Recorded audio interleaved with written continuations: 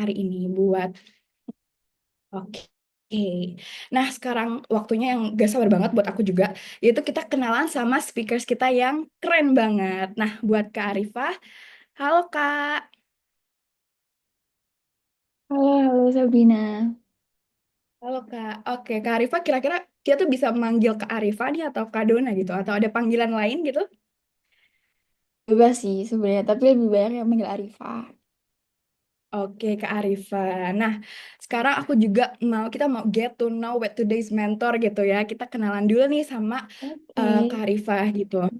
Nah, Kak Arifa sendiri merupakan seorang lulusan Diploma Bisnis Digital dan E-commerce dari Universitas Brawijaya yang punya pengalaman banyak banget nih di dalam bidang digital marketing. Di sini ada beberapa pengalamannya kayak digital marketing specialist di PT IGABA di Indonesia, kemudian juga ada advertiser di PT Karya Mulia, terus juga ada eh, digital marketing specialist dan project manager di PT Giganusa Corporation, kemudian ada juga teamwork, brand development dan marketing communication, terus juga di PT Ganusa Corporation, dan ada marketing communication di PT Bersih Bijak Sejahtera. Wah, banyak banget ya teman-teman ya.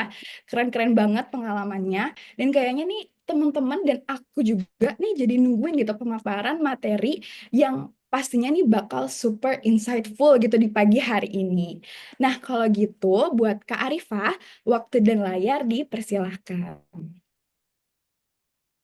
Oke, aku izin share screen ya. Wait,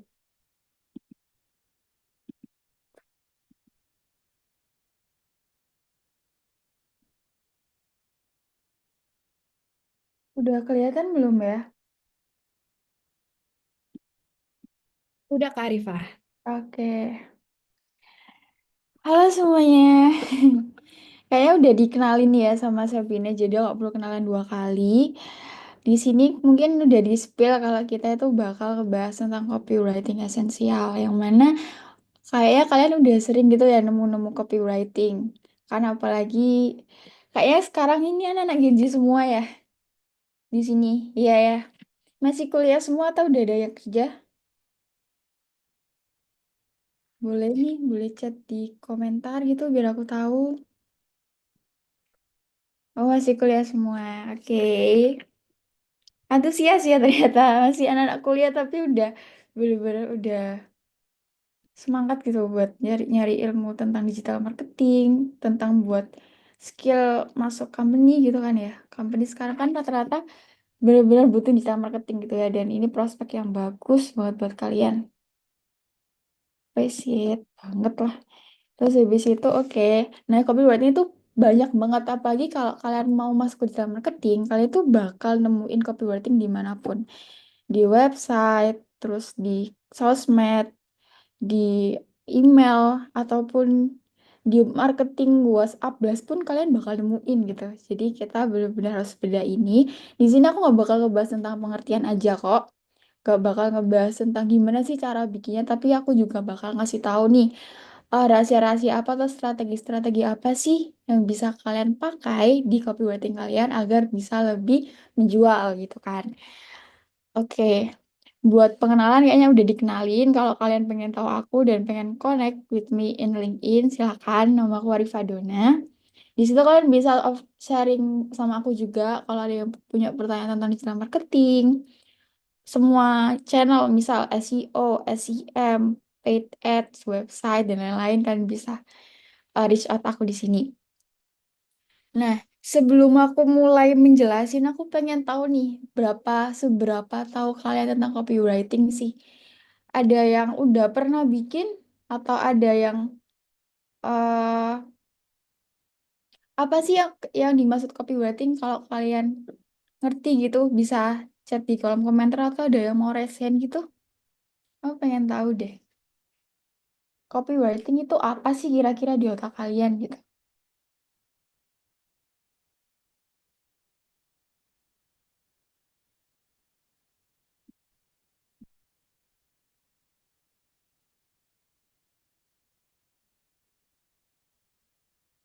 Masih ngantuk ya? Masih pagi soalnya.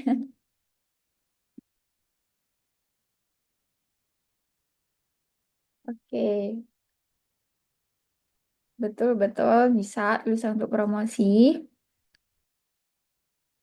bisa tulisan menarik pelanggan juga. Berarti udah banyak yang paham lah ya generalnya tentang copywriting itu apa gitu. Jadi nanti kita bakal ngebahasnya tuh lebih deep lagi, lebih gimana nih caranya bikinnya. Karena kan copywriting kan eh gampang-gampang susah lah ya gitu. Oke, aku mau lanjut ke pengertiannya langsung. Jadi copywriting itu dari kata-katanya nih, copy iklan, writing itu penulisan gitu kan ya. Jadi copywriting itu seni penulisan naskah iklan dan promosi yang dapat mempersuasi dan mempengaruhi target audiens. Jadi seni ini tuh digunakan ketika kalian mau mempromosikan barang atau mau misal nih kamu punya produk, ada website gitu kan, landing page gitu. Kamu pengen promosi di situ bisa di email. Nah, mempersuasi dan memperoleh target audiens itu bukan hanya membeli aja, tapi berlangganan, mendaftar, tergantung dari produk atau layanan yang kamu tawarkan gitu. Jadi gitu, intinya gitu, copywriting itu seni penulisan naskah iklan dan promosi. Benar-benar dari kata Resti Nur Fatma sama Dima Hasanah, makasih ya. Aku lanjut mengenai general objektifnya gitu kan. Dari objektif atau fungsi copywriting itu generalnya ada tiga, teman-teman. Yang pertama itu benar untuk promosi, yaitu mempengaruhi audiens untuk membeli produk atau layanan. Misal nih, kamu punya produk hijab gitu kan, terus kamu tuh pengen bikin copywriting mengenai hijab tadi. Gimana caranya hijab kamu tuh terjual, entah di caption, entah kamu bukan buat landing page, entah kamu bikin video marketing. Itu kan biasanya ada kayak subtitle gitu kan ya. Konsep video marketing emang terstruktur gitu. Terus ada awareness dan engagement juga, membangun kesadaran dan keterlibatan terhadap merek atau topik tertentu. Kamu bisa menggunakan copywriting ini untuk keterlibatan terhadap merek juga, kesadaran. Misal nih, kamu bikin konten copywriting mengenai awareness yang ngasih edukasi tapi juga ngajak buat beli gitu kan. Itu bisa. Engagement itu biasanya kalau engagement keterlibatan atau dengan audiens kita tuh bisa lihat itu ketika kita kalau semisal kalian tuh pernah dapat email ya, semisal Hai Sabrina, kamu hari ini ulang tahun ya. Aku ada promosi nih bla bla bla gitu kan. Nah, itu kan meningkatkan keterlibatan juga dengan pelanggan. Sebentar ya, Kak.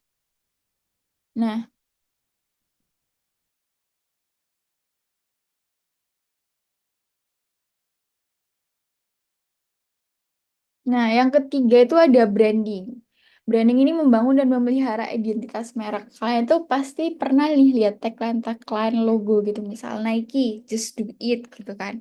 Kayak gitu itu termasuk salah satu copywriting untuk branding untuk membuat mereka tuh ingat tentang tagline atau identitas dari merek tersebut. Nanti kita bahas contohnya ya. Sebelum itu aku mau ngasih tahu nih ada perbedaan antara copywriting, content writing, sama UX writing. Kira-kira tahu nggak perbedaan dari tiga hal ini? Aku pengen tahu juga dong dari kalian kalau ada yang paham gitu bisa sharing di kolom komentar.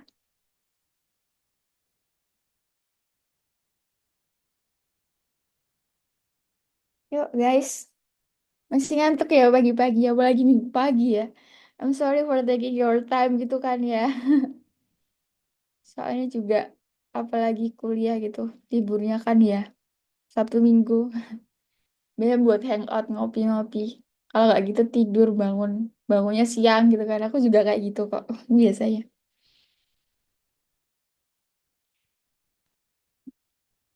Oh belum tahu ya. Oke, kita bahas ya. Thank you for response. Nah, jadi perbedaan copywriting sama content writing sama UX writing itu ada pada tujuannya sama cara penggunaannya juga.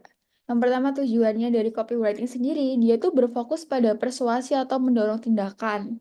Jadi kayak misal ngajak kamu beli, ngajak kamu daftar di sini, ngajak kamu berlangganan, apapun yang kalian, misalnya nih kalian punya produk A, kalian pengen orang itu datang ke toko offline kalian gitu kan. Itu bisa banget pakai copywriting. Nah, habis itu ada UX writing. Itu bisa kalian temui di aplikasi, di marketplace, di UI UX pokoknya kayak di website gitu. Ini salah satu contohnya aku ngambilnya di Tokopedia ya. Itu kayak, ups, kami tidak dapat menemukan komplain yang Anda cari. Nah, itu salah satu UX writing penulisan di UI UX. Nah, ada lagi nah tujuannya dia itu apa? Yang pertama itu yang pastinya itu memastikan komunikasi yang jelas dan intuitif dalam pengalaman pengguna. Jadi orang ketika buka website atau marketplace atau aplikasi itu jadi nggak bingung gitu. Makanya dia gunain UX writing. Nah, ada lagi nih content writing. Nah, dia itu fokusnya itu memberikan edukasi dan informasi. Misalnya, ada pembahasan bagaimana menjadi content writer yang dipercaya perusahaan dan bla bla bla. Nah, ini tuh nanti ngasih tahu nih edukasi gimana sih caranya. Fokusnya tuh lebih ke edukasi bukan ngajak. Karena ini tuh yang paling deket itu copywriting sama content writing ya. Nah, jadi aku bakal bahas perbedaannya lebih detail banget itu bakal di dua aspek tadi, copywriting sama content writing.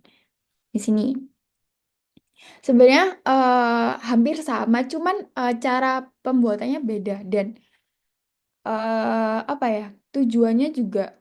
Yang pertama kalau copywriting itu tujuannya itu untuk mempengaruhi audiens. Jadi misal kamu itu pengen, tadi aku mau bilang, beli, daftar, klik, atau yuk datang ke lokasi kami, outlet kami gitu. Itu copywriting tujuannya. Kalau content writing itu dia tuh fokusnya tuh ngasih informasi, hiburan. Nah, itu kalian sering lihat itu kalau kalian itu baca artikel. Nah, itu tuh pasti itu content writing rata-rata. Nah, habis itu ada gaya penulisan juga. Kalau copywriting, dia fokusnya tuh lebih persuasif. Dan itu lebih singkat juga. Soalnya itu juga menyesuaikan sama platform-platform yang digunakan. Apalagi kalau kita itu sekarang kan gampang scroll ya. Nah, gaya penulisan copywriting itu gimana caranya? Singkat, tapi dia tuh lebih persuasif gitu, lebih ngajak kita langsung gitu juga buat mempengaruhi emosi agar langsung bertindak. Jadi rata-rata kalau kita bikin copywriting atau kalian lihat sosmed tuh, biasanya headline itu bener-bener singkat, cuman bikin kita berhenti gitu kan. Kayak gitu-gitu. Terus ada content writing, dia tuh fokusnya itu storytelling, memberikan nilai tanpa terlalu menunjukkan promosi gitu. Jadi fokusnya ngasih edukasi, informasi kayak gitu-gitu. Terus ada call to action. Copywriting, call to actionnya itu lebih tegas dan langsung. Jadi dia tuh fokusnya itu kayak ngedorong buat audiens membeli, mendaftar, mencoba produk, mengajak ayo ke outlet aku gitu kan. Terus kalau konten buat itu fokusnya itu lebih halus. Dia tuh fokusnya kayak, yuk berlangganan, membaca artikel selanjutnya atau gimana-gimana. Pokoknya intinya tentang konten yang di-share sama dia. Kayak gitu. Lebih ke informatif sih. Jadi udah paham ya kira-kira perbedaan dari copywriting sama content writing. Nah di sini aku nggak bahas ke content writing, tapi kita fokusnya ke copywriting. Kayak gitu. Nah, copywriting itu sangat penting dalam digital marketing. Kayaknya aku udah spill dikit-dikit lah ya intinya kenapa sih copywriting itu penting banget gitu buat digital marketing. Nah, yang pertama, dia tuh bisa ningkatin konversi loh guys. Jadi copywriting yang baik itu dapat membuat kita bisa menjual produk kita secara cepat. Dia itu bisa mengubah pembaca, pengunjung website, atau pembaca email menjadi pelanggan atau pembeli. Misalnya penggunaan call to action-nya yang menarik, headline-nya yang menarik, body copy-nya yang menarik. Nah, ada beberapa penelitian di sini aku bakal ngambil dua. Menurut HubSpot, 70% konsumen lebih yakin membeli produk setelah membaca konten relevan dan menarik gitu kan. Terus yang kedua, copywriting yang efektif dapat meningkatkan konversi hingga 113%. Nah, di sini kan kelihatannya kayak copywriting benar-benar misal kita optimasi dengan baik gitu ya, kita tuh bisa dapetin banyak sales gitu dari penggunaan copywriting yang baik ini tadi. Salah satu yang aku bakal kasih tahu itu contoh landing page ini. Nah, yang kiri itu kayak nawarin hosting gitu kan. Hosting nomor satu, siap wujudkan website impian. Terus kayak penawaran terbaik unlimited, web hosting dengan fitur terlengkap. Harga terjangkau, bla bla bla bla. Nah, itu salah satu contoh copywriting yang emang engaging, meningkatkan konversi dan sering dipakai gitu kan. Apalagi kalau kalian itu fokusnya itu landing page gitu. Copywriting yang kayak gini tuh sering dipakai. Yang visual, yang di hero image kalau kita langsung masuk websitenya tuh cara kayak gini gitu kan. Terus yang sebelah kanan itu Kini saatnya Anda memiliki rumah impian.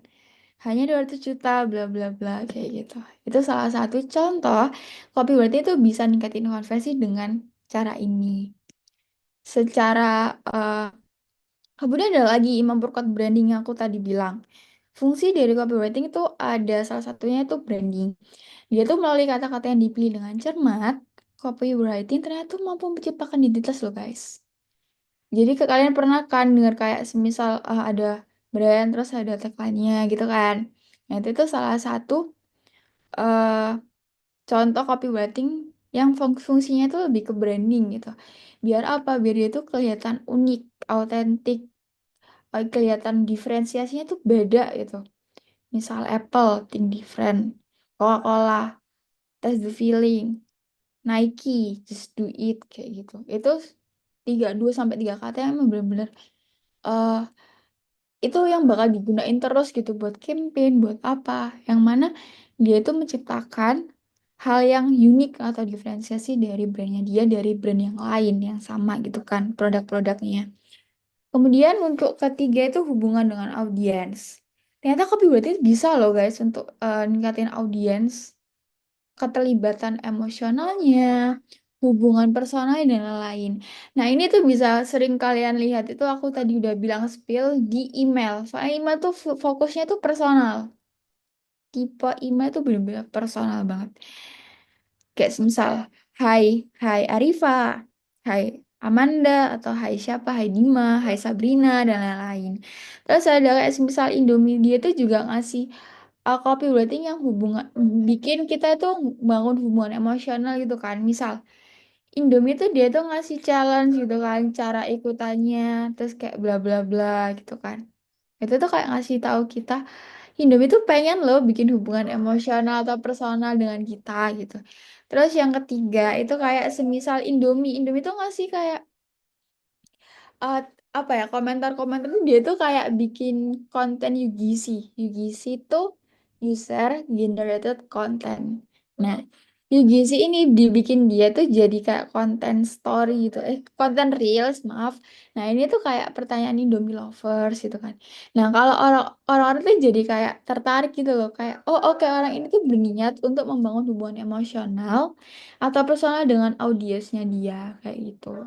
Ini salah satu contoh copywriting dari banyaknya copywriting yang emang fokusnya buat membangun hubungan emosional dan personal dengan audiens kayak gitu. Dia itu dengan memberikan nilai, berbicara langsung, dan juga mendorong interaksi. Dia juga bisa memperkuat ikatan loh guys, jadi meningkatkan loyalitas juga. Jadi orang-orang tuh lebih senang aja kalau kita tuh diingat secara personal kayak gitu. Terus untuk funnel copywriting. Nah, funnel copywriting itu ada 3. Kayaknya sekalian mungkin ada yang pernah denger nih tentang tofu, mofu, sama bofu. Top of funnel, terus habis itu ada lagi middle of funnel sama bottom of funnel gitu kan. Terus top of funnel itu dia tuh kayak fokusnya itu membangun awareness. Jadi dia tuh lebih fokus pada masalah audiens melalui konten edukasi sama hiburan ringan yang emang edukasinya tuh fokusnya tuh lebih ke call to action ya. Lebih ke mempersuasi dia. Terus habis itu middle of funnel, tulisan copy yang meyakinkan dengan memberikan solusi manfaat spesifik. Jadi dia itu lebih mendalam lagi dari awareness yang awalnya itu cuma ngasih tahu aja. Nah, di middle of funnel dia tuh lebih ngeyakinin. Dia kadang kalau top of funnel itu fokusnya tuh lebih ke ngasih tahu USP-nya, keunggulannya apa, terus benefitnya apa, fiturnya apa. Body copy-nya tuh lebih bener-bener nggak tentang ngasih tahu mereknya aja gitu. Kalau bottom of funnel, nah fokusnya beda lagi nih. Kalian pernah nggak sih lihat copywriting yang dia tuh langsung mainnya ke promo gitu kan? Nah itu lebih ke bottom of funnel. Terus menunjukkan urgensi juga kayak misal, yuk segera check out karena produk ini limited edition kayak gitu. Atau tinggal 3 produk aja loh guys, yuk check out bla bla bla gitu kan. Nah itu salah satu contoh bottom of funnel yang dia tuh nunjukin urgensinya karena keterbatasan tadi. Terus ada yang promo juga. Kalian pernah dengar kayak semisal dapatkan sekarang dan beli sekarang dan dapatkan diskon 30% kayak gitu. Itu call to action yang fokusnya ke BOFU. Terus ada testimoni juga. Rata-rata testimoni fokusnya itu buat nonjolin tuh sih biar dapetin eh cepet-cepetan dapetin pelanggan. Karena kalau misalnya kita udah main testimoni, itu udah fokusnya bener-bener yakin pembeli, yuk beli sekarang gitu. Kemudian ada lagi, eh wait.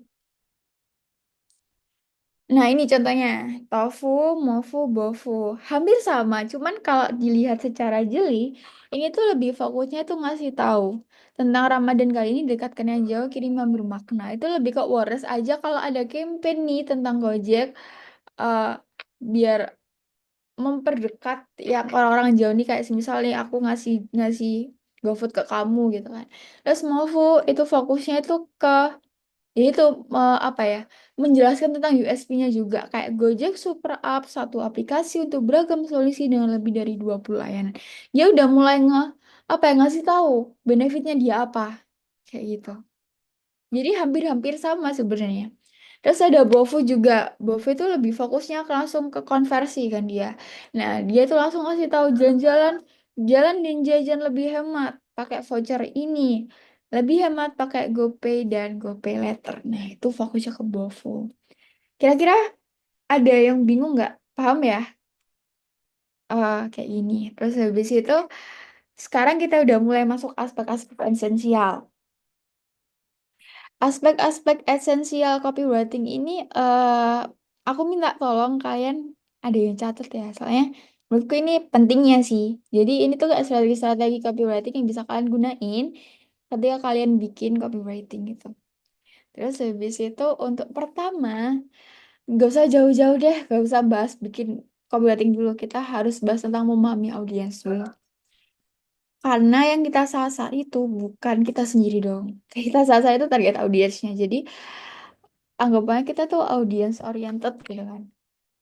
Kayak target kita itu benar kita fokusnya ke pembaca, orientednya ke pembaca. Terus habis itu yang harus kita pahami sebelum kita bikin berarti kita harus tahu audiens kita siapa. Siapa sih yang kita pengen kasih copywriting ini gitu kan. Nah, karena itu bisa bikin kita itu lebih terhubung secara emosional, ningkatin efisiensi pemasaran, dan mendorong konversi melalui komunikasi yang tepat sasaran. Maksudnya gimana nih? Nanti kita bahas pelan-pelan. Yang pertama aku jelasin dulu gimana sih cara memahami audiens itu. Yang pertama, bayar persona. Gambarkan karakteristik target audiens seperti demografi, psikografi, dan juga kebiasaan. Misalnya nih, buyer persona itu adalah karakter fiksi yang kita ciptakan, yang mana karakter fiksi ini merupakan target audiens yang ingin kita tuju. Paham ya?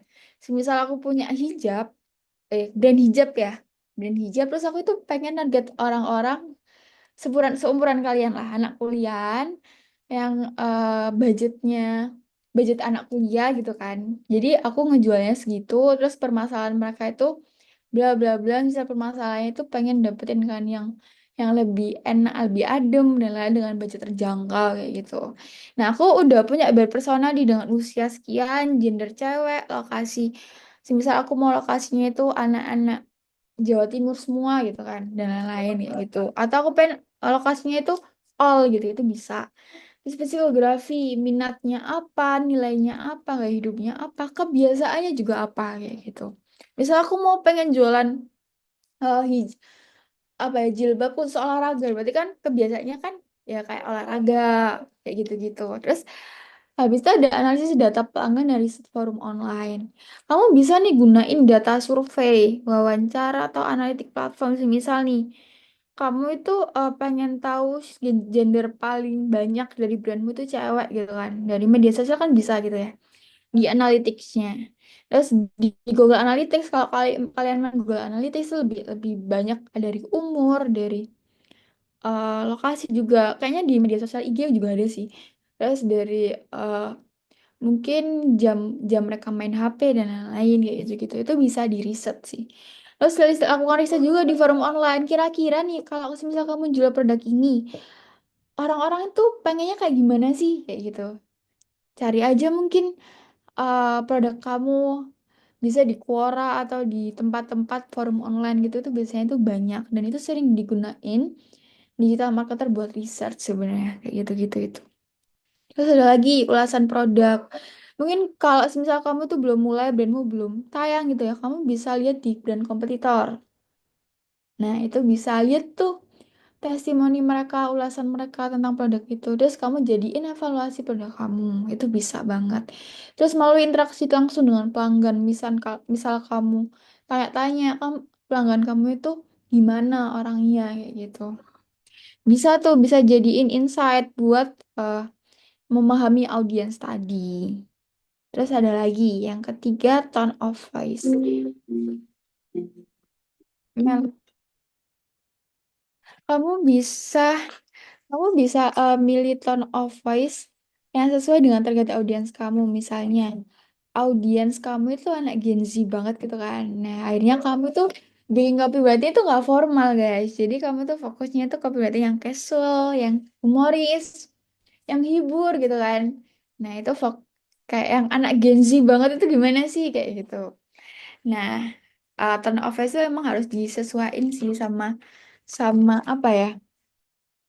Sama target audiens kamu. Kalau misal kamu bikin copywriting yang formal, sedangkan target audiens kamu anak Gen Z juga nggak masuk gitu kan.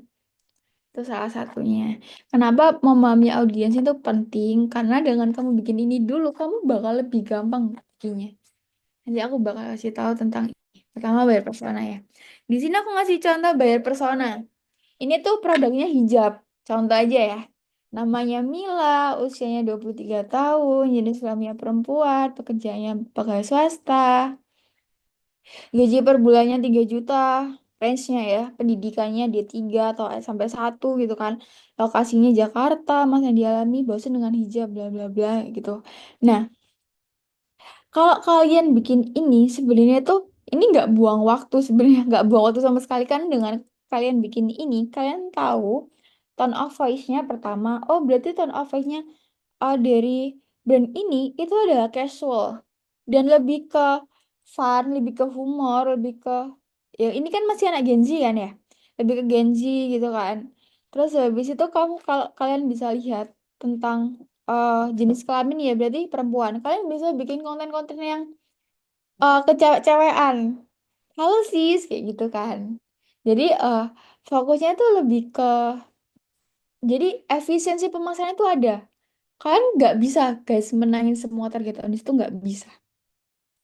Nggak ada ceritanya satu brand digital marketer bisa menangin semua target audiens itu nggak ada ceritanya. Kamu tuh harus bisa milih target audiensmu siapa secara riset, secara detail, spesifik, biar apa? Efisiensi pemasaranmu itu udah jelas.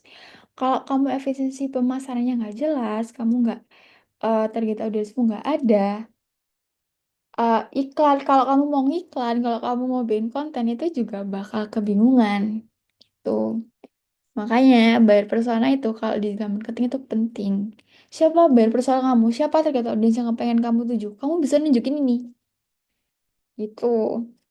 Terus masalah yang dialami itu hal salah yang mereka percaya, keinginan terbesar, dan kata yang sering mereka keluarkan. Nah, kalimat-kalimat ini bisa kalian susun. Jadi copywriting. Misalnya kalian bahas tentang pengen hijab yang nyaman dan keren, tapi takut mahal kayak gitu.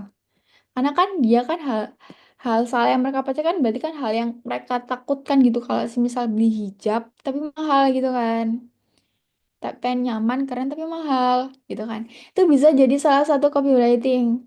Kayak pengen pengen hijab yang nyaman dan keren tapi takut mahal gitu kan. Oh bisa banget nih bla bla bla gitu kan. Paham ya? Terus habis itu ini ada analisis data pelanggan dari forum online. Kayaknya aku udah bahas tadi. Yang pertama kalian tuh bisa wawancara. Wawancara kayak mungkin wawancara teman-teman aja sih. Kayak kamu punya teman yang emang target audiens kamu. Kamu pengen nyasar anak Gen Z juga gitu kan. Kayak nanya, kamu pengen sebenarnya kalau aku jualan kerudung, kamu pengen beli kerudung kayak apa sih kayak gitu. Terus ada survei. Kamu bisa serba survei. Terus ada ini Google Analytics atau Social Media Analytics. Terus ada forum online, terus ada kayak testimoni atau komen-komentar di sosmed atau komentar-komentar testimoni di marketplace, mungkin kamu main marketplace gitu kan. Itu banyak banget cara sebenarnya guys. Kalian tinggal milih, kalian tinggal analisis sendiri gitu kan. Nah, sekarang tone of voice sebenarnya tuh aku tadi bilang tone of voice-nya casual, ada formal, ada serius, ada respectful, ada banyak banget lah. Karakteristik dalam gaya penulisan atau percakapan yang mencerminkan identitas brand atau perusahaan. Ketika kamu perusahaannya properti, kamu juga nggak bisa dong terlalu humor. Bisa bisa terlalu humor kecuali kalau target kamu emang itu gitu kan. Kita lihat target marketnya dulu. Target market properti biasanya ke milenial. Gen Z masuk tapi nggak semasuk itu gitu loh. Masih fokusnya ke milenial gitu kan. Kamu cari dulu milenial tuh enaknya orangnya gimana. Oh sekarang lebih ke funny gitu kan mereka kan udah apa ya udah main digital gitu kan udah apa ya konten-konten sekarang di digital marketing itu kan lebih fokusnya lebih ke humor ke funny dan lain tapi kadang kita tuh juga perlu formal gitu nah copywriting itu penting biar kita tahu target market kita biar kita bisa nentuin juga kayak gitu terus pertama bangun identitas brand kamu bisa bikin identitas brand kamu misal identitas brand kamu tuh funny gitu kan semisal kamu punya coffee shop, terus kamu tuh pengennya fokusnya ke fun gitu, itu bisa. Berarti oke, identitas brand aku fun. Berarti nanti kalau aku bikin konten tuh harus fun gitu. Copywriting lah, apapun gitu bisa bisa bikin gimana caranya itu fun. Terus untuk menciptakan hubungan emosional juga, kalau semisal copywritingnya itu nyata-nyata target Gen Z, tapi formal, itu malah kayak nggak masuk, nggak enak juga. Rasanya tuh kayak males gitu loh buat baca. Terus meningkatkan keterbacaan juga. Kalau misal kita itu copywritingnya sesuai, orang juga bakal berhenti guys, nggak nge-scroll gitu. Nah, kalau orang orang berhenti buat baca, itu tuh buat ningkatin keterbacaan juga kan. Terus yang keempat, menyampaikan nilai dan pesan brand. Jadi itu lebih apa ya? Kamu tuh bisa bisa ngasih tahu nilai brandmu, USP-mu itu apa secara efisien. Karena mereka mau berhenti buat baca. Kalau mereka nggak mau berhenti buat baca, copywriting kamu tuh bakal sia-sia gitu. Bakal dikit orang yang bakal baca. Gitu. Kan kalian nggak mau kan ya? Udah susah-susah bikin copywriting, nggak mau baca orang-orang. Apalagi nggak mau beli atau nggak mau eh, bertindak sesuai apa yang kamu mau. Misal kamu punya diskon, diskonnya udah 90%. Itu udah banyak banget kan. Udah bikin copywriting bagus. Tapi ternyata tone of voice-nya salah, lebih ke formal gitu kan. Itu kan kesalahan kecil tapi ya berujungnya fatal gitu. Jadi sebenarnya aku juga ngasih ini lebih ke apa ya kayak tips gitu kan, tips aja sih dari aku. Kalian juga bisa main pakai teknik audience ini. Jadi ini tuh analisis SWOT, jadi kamu bisa ngasih analisis siapa aja sih target audiens kita secara spesifik. Apakah mereka konsumen individu, bisnis atau segmen khusus gitu kan. Misal, kamu itu fokusnya itu individu karena kamu itu mainnya tuh ke end to end kayak gitu kan. Bisa, terus atau bisnis B2B gitu, bisa. Atau segmen khusus lainnya, banyak banget. Terus ada lagi understanding. Usahakan untuk benar-benar memahami audiens. Soalnya aku balik lagi ke analisisku. Kalau kalian main ke fokusnya bisnis, berarti kalian harus gimana caranya kamu harus bikin bisnis kamu, bisnis to bisnis ya. Itu formal dan kredibel dengan copywriting kamu. Gitu. Jadi ya pertama kita harus tahu analisis siapa sih target market kita tuh siapa. Kalau misalnya yang tadi Mila itu kan dia itu kan individu gitu kan. Nah, kalau bisnis berarti fokusnya tuh ya ke eh ya misal nih bisnis dengan bisnis yang omsetnya tuh sekian sampai sekian juta gitu. Sekian sampai sekian miliar kayak gitu. Terus habis itu understanding juga. Usahakan untuk benar-benar memahami audiens. Kamu harus tahu nih apa kebutuhan, nilai-nilai, dan motivasi mereka. Kamu harus tahu masalah mereka tuh apa sih? Karena copywriting itu menjawab masalah audiens kita, guys. Copywriting tuh kayak ngasih solusi nih. Nih aku punya masalah. Nah, aku kasih solusi kayak gitu. Nah, itu kita itu gimana caranya bisa jawab kebutuhan audiens kita, kebutuhan masalah mereka dengan kata-kata kita tadi. Nah, terus motivasi mereka itu apa juga kita harus tahu. Kalau kalian tahu ini semua itu gampang banget bikinnya, jujur aja gampang. Jadi intinya kalian bikin ini dulu deh, apa memahami audiens kalian dulu siapa gitu. Terus demografik juga, kumpulkan data demografis seperti usia, jenis kelamin, pendidikan, geografis mungkin, dan lain-lain.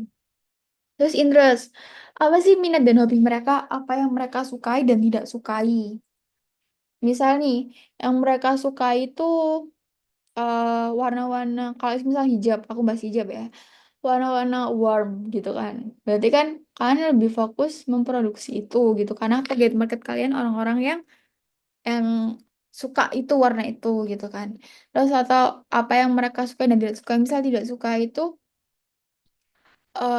banyak deh kayak harga yang terlalu mahal tapi USP-nya gak ada gitu kan. Diferensi brandnya nggak ada gitu. Itu juga salah satu miss. Terus environment juga, apa faktor lingkungan yang dapat mempengaruhi perilaku mereka, faktor-faktor mempengaruhi keputusan pembelian dan lain-lain. Nah, kebetulan aku tuh sekarang itu lagi uh, jadi dikamati di properti kan. Terus kayak aku pernah omongan sama klienku guys. Jadi kayak mereka itu ngomong, Arifa, properti itu bukan asal-asal, keputusan pembelian itu banyak banget. Entah dari anaknya, entah tiba-tiba sebenarnya yang beli itu bapaknya ya. Tapi ternyata keputusan pembelian itu ada di ibunya gitu. Padahal si properti tadi udah ngasih bingkisan buat bapaknya, yang mana itu bingkisannya buat cowok gitu kan. Nah, keputusan pembelian itu emang susah banget. Nah, kita tuh harus tahu faktor pembelian, faktor keputusan pembelian itu selain dari keluarga, dari apa? Dari lingkungan kah? Lingkungannya mereka emang mengkonsumsi brand itu kah? Kayak gitu-gitu. Terus habis itu needs. Apa kebutuhan dan masalah utama? Nah, ini yang penting banget. Kamu harus tahu kebutuhan mereka sama masalah mereka. Kalau kamu udah nemu ini, gampang banget buat copywriting. Masalah, semisal masalah buat misal nih aku punya brand apa ya, brand kanopi gitu kan, masalahku berarti kan kayak musim hujan, teras rumah kotor karena kena hujan dan lain-lain kan, itu masalah. Nah, aku punya kebutuhan mereka itu gimana caranya tes rumah mereka nggak kotor lagi gitu kan. Nah, aku bikin konten lah, aku ngasih tahu nih ada brand kanopi yang bisa ngatasin masalah kamu. Nggak perlu lagi teras kamu kotor, takut teras kamu kotor, dan nggak perlu lagi takut hujan. Karena dengan kanopi ini kamu bakal dapetin USP A, B, C, D, E, F, G gitu kan. Gitu. Terus habis itu, kebayang ya? Oke. Yang ke selanjutnya adalah customize. Bagaimana pesan yang sukai, apa jenis konten yang sering dikonsumsi. Ini kalian juga harus tahu juga bagaimana sih pesan yang disukai sama target audience kalian. Misal nih copywriting yang mainnya itu fokusnya itu ke TikTok, jadi video marketing gitu. Atau lebih ke konten sosial media yang konten-konten feeds, carousel dan lain kayak gitu. Kalian harus tahu juga. Nah, kalau kalian bisa catat sih, ini aku dapat research kalau semisal Instagram sama TikTok itu Gen Z. Jadi sekarang Gen Z itu Instagram TikTok, terus milenial itu eh, sama Instagram sama TikTok, terus baby boomers itu Facebook gitu. Terus habis itu jadi nanti kalau misal kalian mau fokusnya ke Gen Z sama milenial kan bisa optimasi dua itu tadi. Oh. Terus habis itu ada expectation, apa harapan mereka terhadap brand? Apa yang mereka harapkan sih dari brand layanan? Mungkin dia pengen customer service yang 24/7 gitu kan. Kan kadang-kadang kan dia customer service yang 24/7 itu. Karena kita kan kalau semisal mau nanya sesuatu itu harus nunggu jam kerja, nunggu jam 9 dulu, jam 8 dulu. Terus jam 4 udah close mungkin. Kan kayak ya udah nunggu lagi gitu kan. Nah, misal kamu harapannya terhadap brand itu, harapan mereka terhadap brand itu, terus kamu bikin nyata tuh. Kamu bikin layanan pelanggan 24/7 nih. Jadi nggak perlu nunggu jam kerja dan lain-lain kayak gitu. Itu kan bisa itu kan buat Salah satu USP dari copywriting kalian, dari brand kalian lah. Oke, terus habis itu ada lagi faktor esensialnya. Selanjutnya adalah fokus pada nilai atau value. Copywriting yang efektif harus menjawab pertanyaan. Apa untungnya sih untuk saya? Kadang kan kamu ngasih tahu konten nih, ngasih tahu iklan ke orang. Tapi orang itu kayak bingung. Emang kalau kamu nawarin ini, untungnya buat saya apa gitu kan? Kalau misalkan nggak bisa jawab kan kayak, kalian ngapain jualan gitu kan? Ya kan? Maksudnya kayak kalian tuh nggak tahu nih, brand kalian tuh bisa jawab kebutuhan audiens apa enggak. Jadi kan bingung ini ya.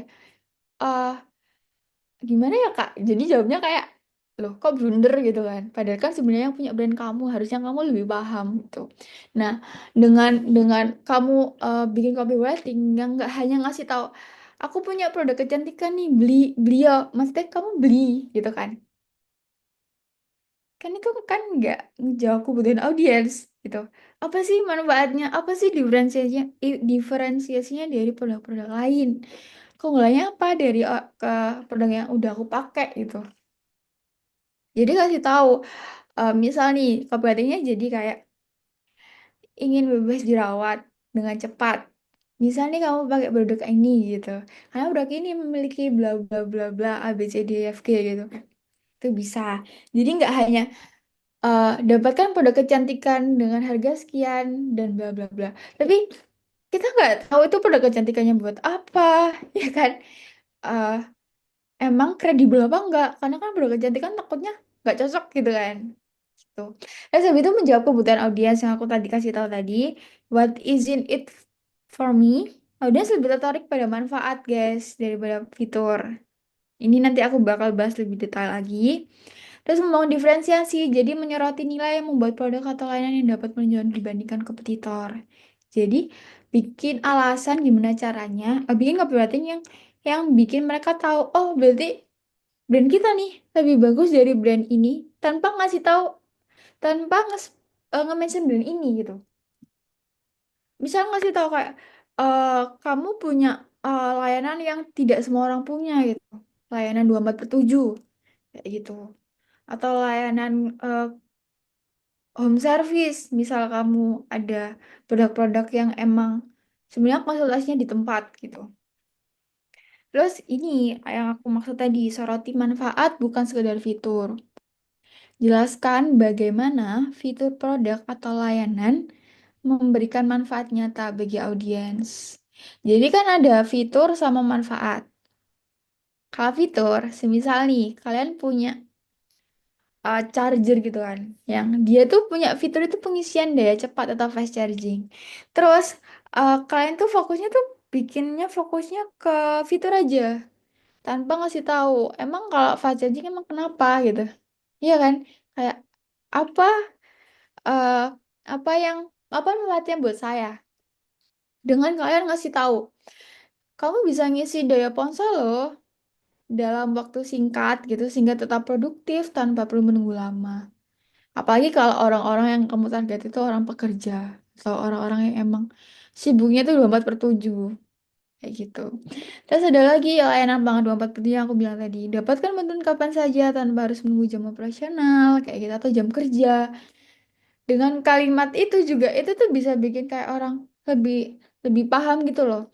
Nah, kamu bisa nge-mix ya, nge-combine dua ini. Jadi dapatkan batin kapan saja tanpa harus menunggu jam operasional dan jam kerja dengan layanan pelanggan 24/7 dari bla bla bla gitu dari brand kamu. Bisa. Terus mungkin kamu punya produk anti gores, ada gadget gitu kan. Terus nggak perlu khawatir layar rusak dan lain-lain karena pemakaian sehari-hari. Dengan anti gores ini, kamu mendapatkan eh, manfaat yang bakal lama, mungkin bisa tahan beberapa tahun, kayak gitu. Paham ya kira-kira? Jadi kamu bisa fokus ke manfaat, bukan ke fitur. Tapi kalau misal kamu mau combine, nggak masalah. Tapi kalau Kak, kalau aku mau poin-poin fiturnya aja nggak apa-apa. Sebenarnya nggak masalah sih, tapi kamu juga harus tahu kalau orang-orang tuh lebih fokusnya ke manfaatnya. Nah, ini yang tadi audiens lebih tertarik pada manfaat yang bisa mereka peroleh daripada sekedar fitur aja. Karena fitur, kadang kita fitur itu yang ini kan emang kita udah paham semua lah ya. Anak-anak digital siapa sih yang nggak paham? Nah, maksud aku fitur-fitur yang semisal nih smart lock door, kayak gitu-gitu. Yang kalimatnya tuh emang kita tuh jarang tahu itu, yang anak teknisi banget.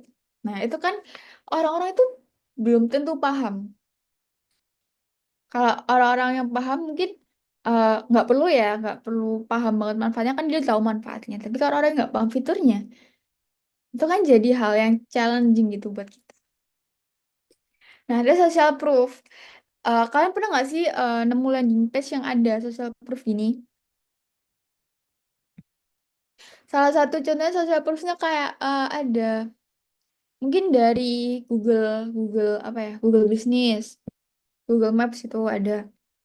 Terus dari konten-konten yang kayak UGC, ini namanya UGC guys, user generated content. Jadi pembelinya yang bikin kontennya, kita yang yang capture aja, yang bikin reelsnya, yang bikin storynya, yang ngasih taruh di website atau apa gitu. Nah, kayak gini. Ini salah satu social proof yang mana kamu bisa jadi dukungan buat copywriting kalian. Buat apa? Eh, buat bikin kalian terpercaya. Karena kalau semisal udah lihat kita aja sendiri ya. Kalau aku beli sesuatu tuh aku harus lihat IG-nya, lihat testimoninya, lihat kayak scroll-scroll dulu lah. Oh, ini udah banyak testimoninya. Trusted banget nih. Nah, kalau semisal nggak ada testimoninya kayak eh, agak ragu dikit gitu.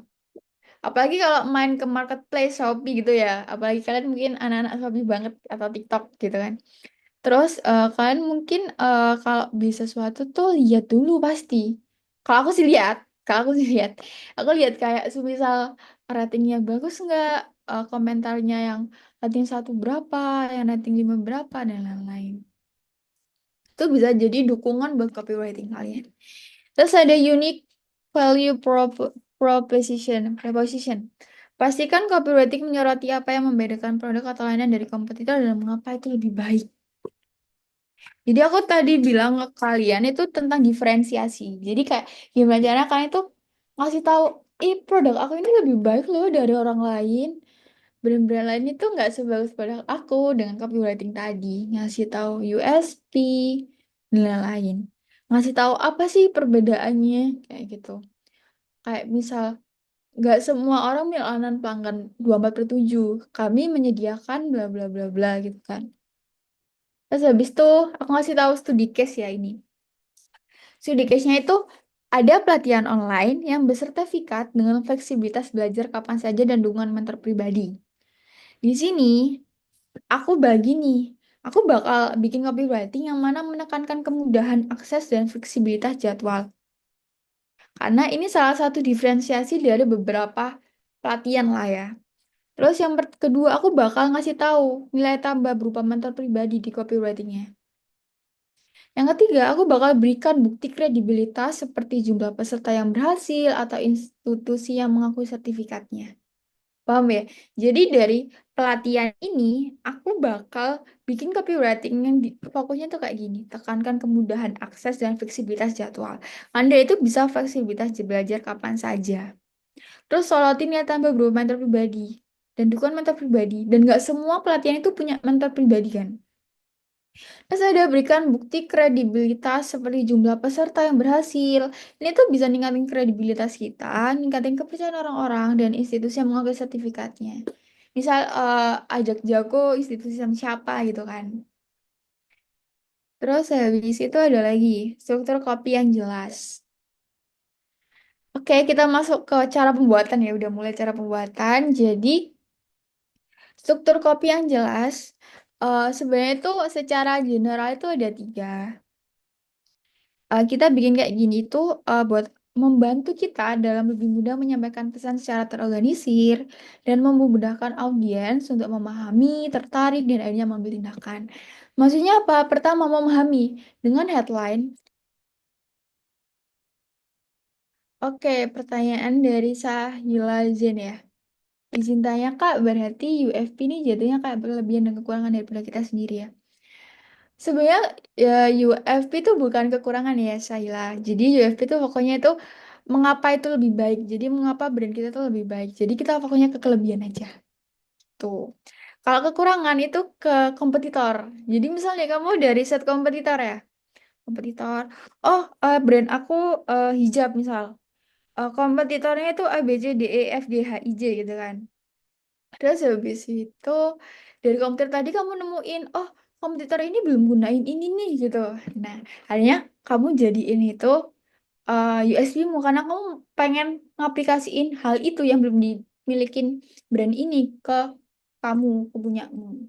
Akhirnya kamu ngasih tahu, oh brand aku lebih bagus, aku bakal nyorotin hal itu di copywriting tadi. Kayak gitu.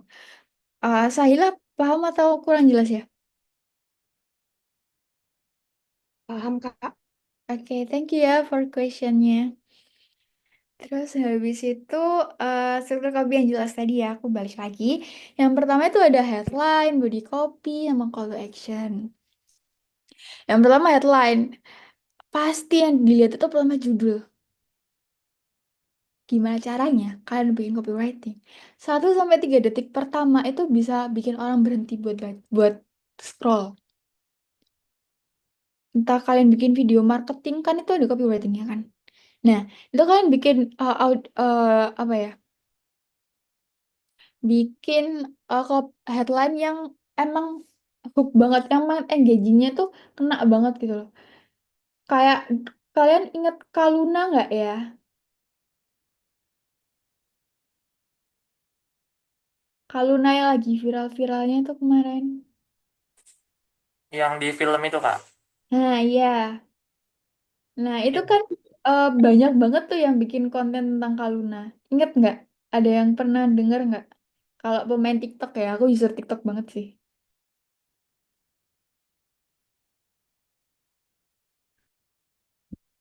Yang Belum ada. konten gimana? Ya, Yang konten gimana, Kak? yang semisal aku ngasih tahu ya, nggak perlu nabung sampai ini aku aku udah bilang kan seperti tadi aku digital marketing dari salah satu properti sekarang. Salah satu. Nah, nggak perlu nabung sampai 300 juta kayak Kaluna, cuma 5 juta bisa DP rumah. Oh, iya, iya, iya. Iya, iya. Pernah pernah lihat nggak kamu, Faiz? Pernah, pernah. Iya, heeh. Itu di TikTok banyak kan pas itu lagi viral-viralnya gitu kan. Iya, iya. Heeh. Nah, itu salah satu headline yang engaging banget. Kayak kita tuh jadi karena dia tuh emang tepat banget kan ya. Lagi bener-bener viralnya langsung banyak konten kayak gitu gitu. Apalagi properti udah main semua pakai kata-kata kayak gitu tuh banyak banget. Nah, itu salah satu headline yang emang singkat dan menarik dan relevan gitu. Terus kayak banyak banget lah headline, banyak banget. Terus kayak misal nggak perlu takut musim hujan. Kayak misal kamu mau jualan kanopi, nggak perlu takut musim hujan, rumah teras kotor dan lain-lain. Terus habis itu baru kalian fokus ke body copy-nya. Nah, di headline kalian fokus ke hal pertama yang dilihat audiens. Jadi mungkin kata-kata yang engaging, yang benar-benar bikin emang kena emosi lah ya, emang menjelaskan tentang eh, kebutuhan audiens mungkin, masalahnya audiens, atau emang yang lagi viral itu bisa banget. Terus habis itu ada body copy. Kamu bisa banget gunain pembukaan yang memancing rasa ingin tahu. Jadi mulai ngasih tahu dulu, terus habis itu jelaskan manfaat, fitur, dan alasan audiens perlu bertindak. Terus habis itu posisikan sebagai jembatan antara title dan call to action. Jadi body copy itu fokusnya tuh habis headline nih. Misal headline itu tentang Kaluna tadi. Nggak perlu fokus, nggak perlu eh nggak perlu nabung sampai 300 juta kayak Kaluna, cuma 5 juta bisa DP rumah. Terus habis itu body copy misal nih, ini aku bikin sendiri ya ini. Ya ini eh terus habis itu body copy-nya gini. Buat kamu nih yang pengen punya rumah tengah kota tapi tabungan cuma ada 5 juta. Udah nggak perlu pusing lagi mikir ini itu. Terus habis itu perumahannya menghadirkan perumahan di tengah nama perumahan, menghadirkan perumahan di tengah perkotaan dengan gaya elegan, angsuran mulai dari bla bla bla, free bla bla bla bla bla bla gitu. Terus habis itu call to action-nya, yuk langsung konsultasi gratis sekarang juga dengan marketing kami ya di nomor telepon ini. Jangan sampai kehabisan unit dan nyesel kayak gitu. Nah, itu kan call to action-nya. Yuk, paham ya? Call to action itu akhiri dengan instruksi yang jelas seperti beli sekarang daftar gratis atau hubungi kami tergantung dari produknya guys. Kalau produk kalian tuh beli ya udah beli, tapi kalau semisal Netflix tuh kan nggak beli Netflix ya, kita nggak beli Netflix tapi kita berlangganan gitu.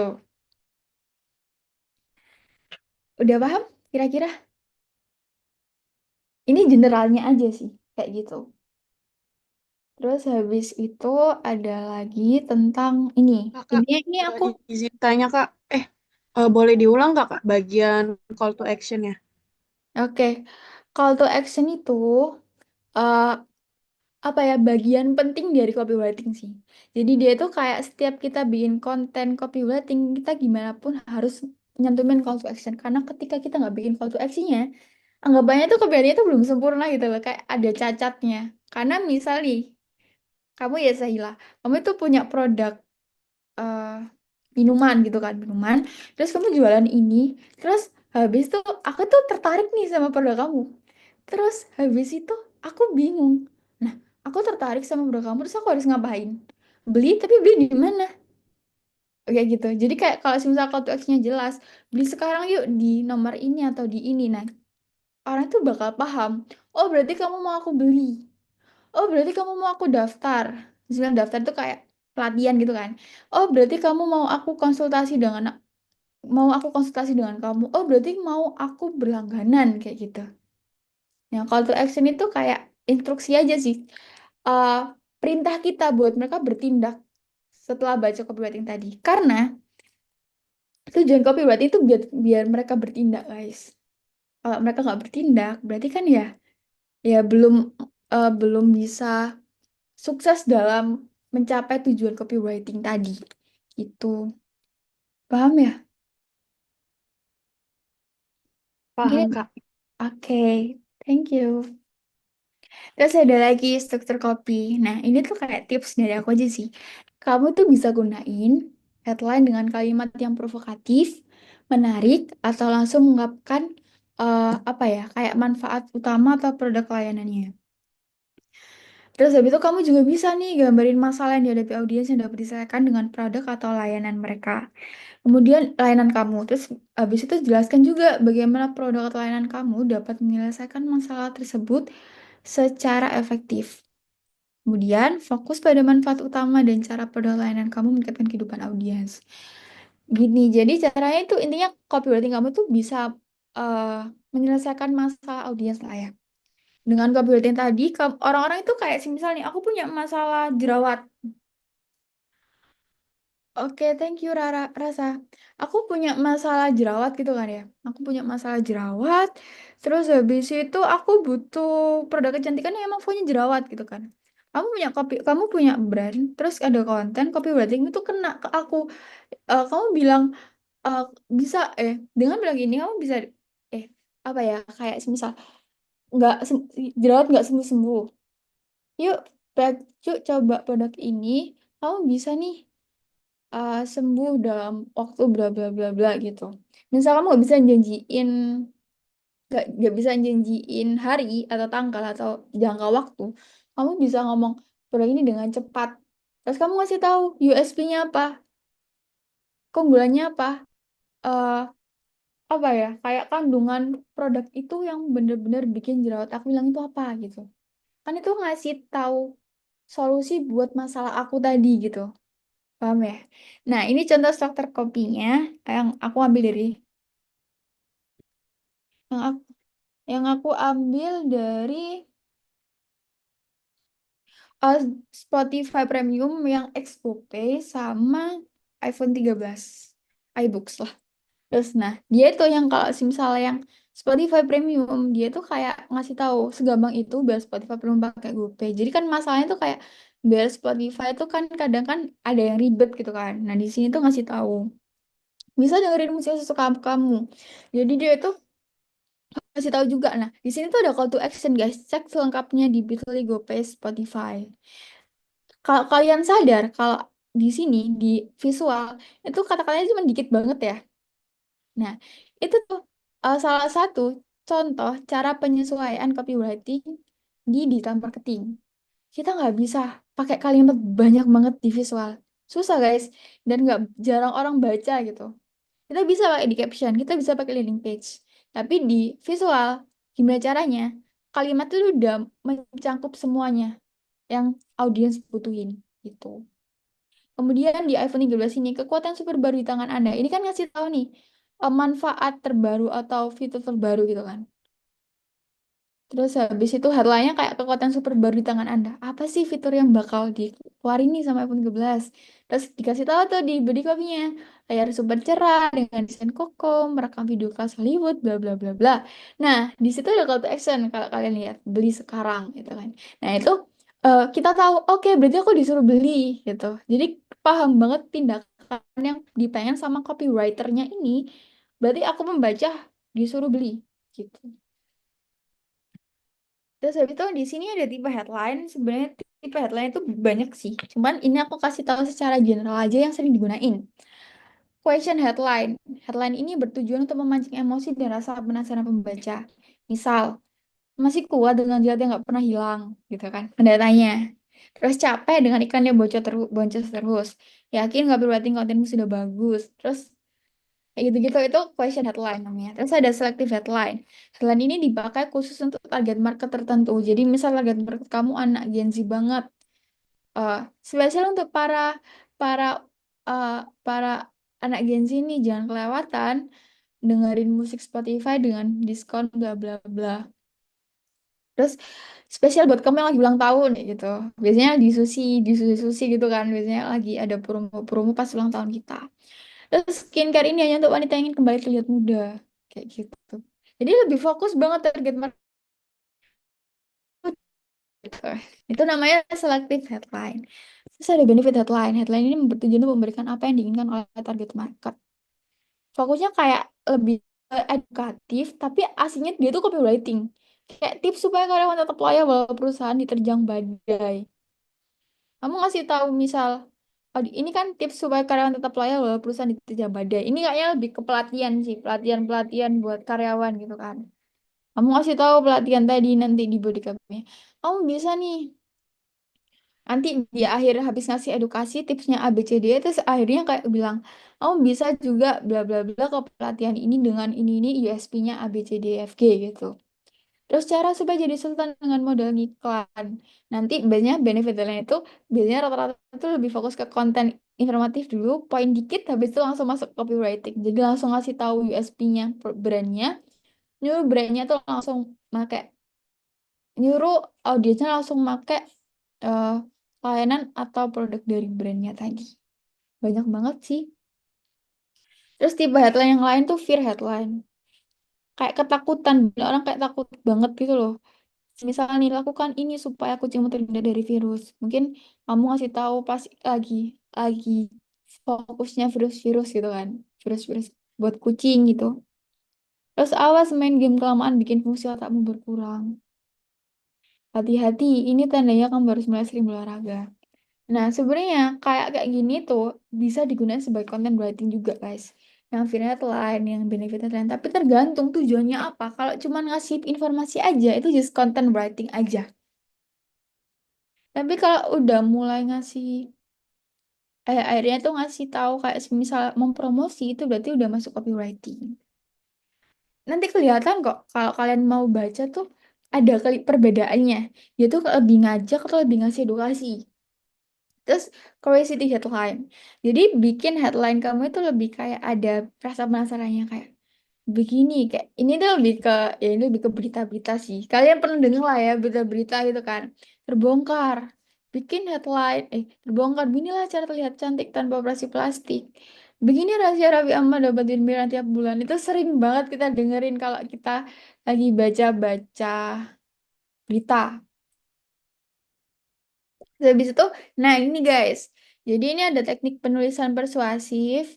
Ada banyak banget. Aku nggak bakal jelasin semuanya, tapi aku bakal jelasin empat lah ya. Empat, empat contoh di sini. Nah, metode ini tuh bisa kalian gunain. Ini biar kalau kalian mau gampang banget buat bikin konten copywriting yang bisa kalian bisa gunain ini. Misal nih, pas kalian fokus ke problemnya dulu, terus agitate baru solve. Kayak agitate tuh kayak solusi yang apa ya?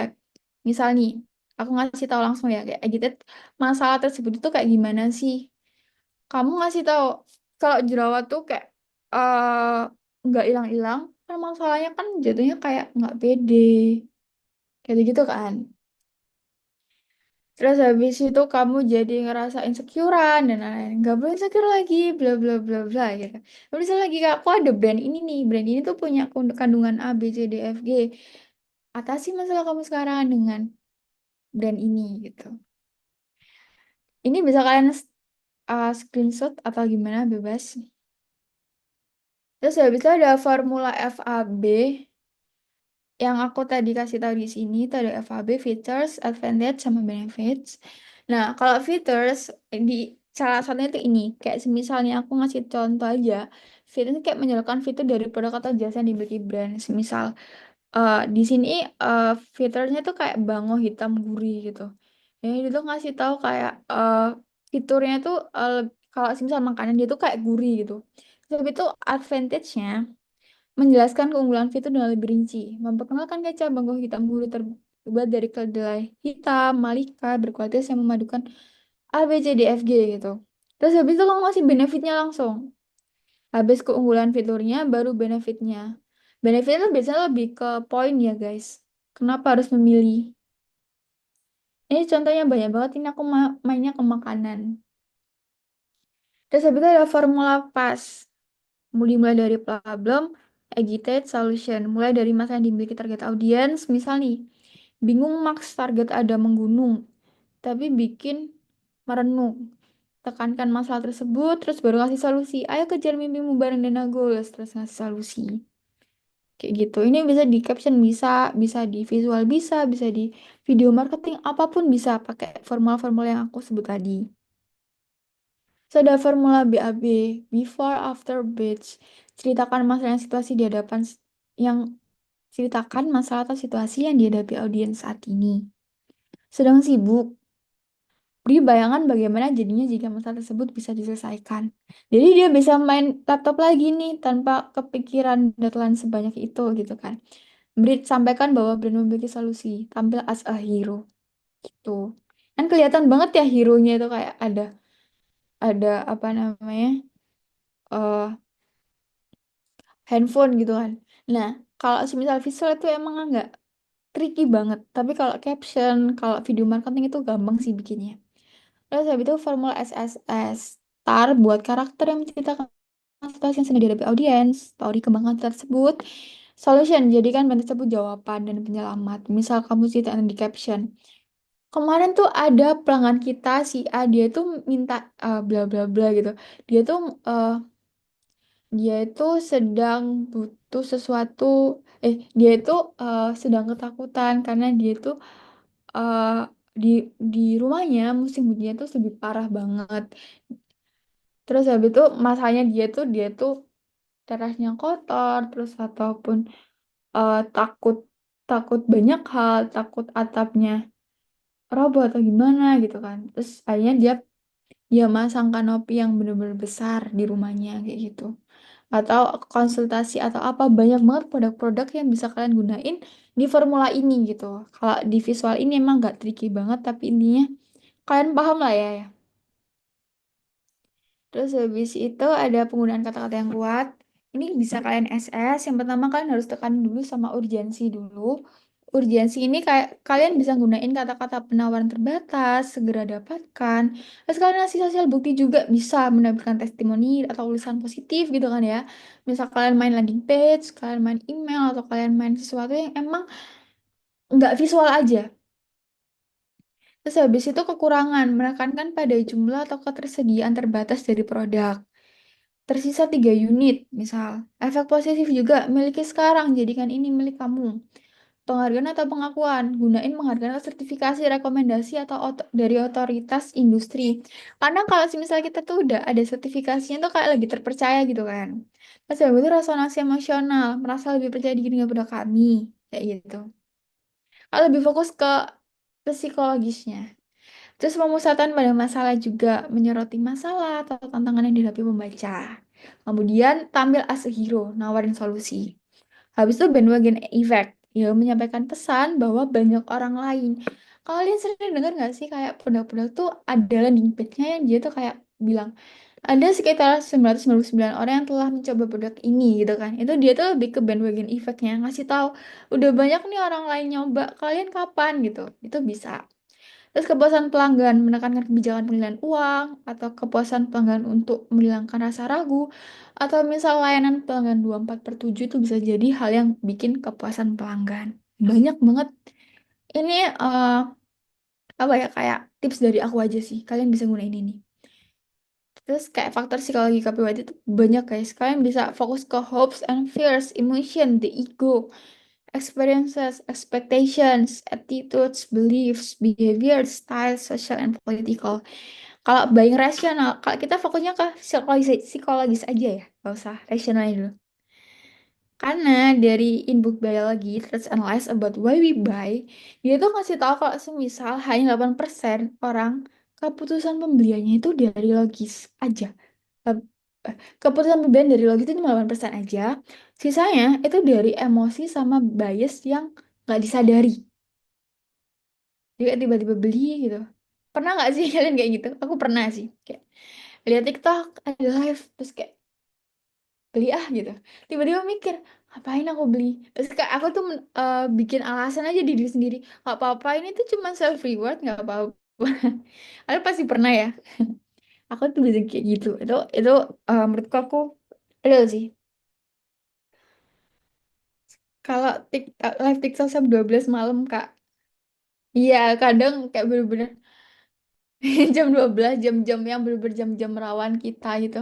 Lagi TikTokan, bergadang gitu. Ada yang bikin pengen. Nah, kalau udah beli tuh langsung kayak ngerasa bersalah, tapi langsung dihapus. Enggak boleh merasa bersalah. Ini cuman self reward aja, enggak. Ini tuh aku kemarin tuh, hal aku cuman beli sekali aja kan ini buat buat seterusnya kayak gitu. Kan pasti sering banget. Kayak aku juga. Terus habis itu faktor psikologis copywriting. Kalian bisa fokusin ke reciprocity atau timbal balik. Kamu ada benefit sesuatu, kamu bisa ngasih tahu itu. Ada social proof juga, seseorang lebih percaya terhadap sesuatu hal ketika banyak orang sudah membuktikannya. Kasih data statistik, kasih data penelitian atau pencapaian brand. Ini biasanya ada di landing page atau di website itu banyak banget. Terus scarcity kelangkaan, seseorang lebih terdorong untuk membeli sesuatu ketika produk menuju langka atau mau habis. Terus aku pernah nih kalau scarcity tuh kayak pas lagi TikTok live tuh kayak bener-bener kayak dibikin dibikin cepet-cepet ayo kayak jadi takut kehabisan gitu kan. Terus ada authority, masyarakat cenderung lebih percaya akan sesuatu jika yang menyampaikannya adalah yang ahli di bidangnya. Misal Tasya Farasya approve, ya kan? Kayak semisal kamu udah pernah brand kamu udah pernah di advisory sama Tasya Farasya gitu kan. Kamu kasih tahu ya Tasya Farasya approve nih kayak gitu. Itu kan bisa jadi salah satu nilai tambah dari itu. Misal kamu tuh ngasih tahu eh, banyak influencer-influencer. Kalau misal influencer yang ngomong, yang ngasih tahu apalagi kayak Fadil Zaidi gitu kan. Dia kan bener-bener influencer banget kan. Nah, itu tuh kayak lebih gampang gitu buat orang-orang lebih trust. Terus liking apa yang dibicarakan oleh orang kita suka pasti kita dengar. Nah, itu salah satu contoh Fadil Zaidi juga. Terus habis itu komitmen, brand komitmen untuk memenuhi janji atau lain tersebut. Gunakan saat kamu punya barang berkualitas namun audiens kamu belum tahu atau yakin. Kamu bisa kayak nekanin itu. Oke. Terus implementasi digital marketing itu banyak banget guys. Ada copywriting dalam setiap cabang digital marketing itu tujuan utama yang sama itu mempengaruhi audiens untuk bertindak. Namun, brand itu kan di platform sama audiensnya berbeda. Yang aku bilang tadi, audiens kita tuh beda banget.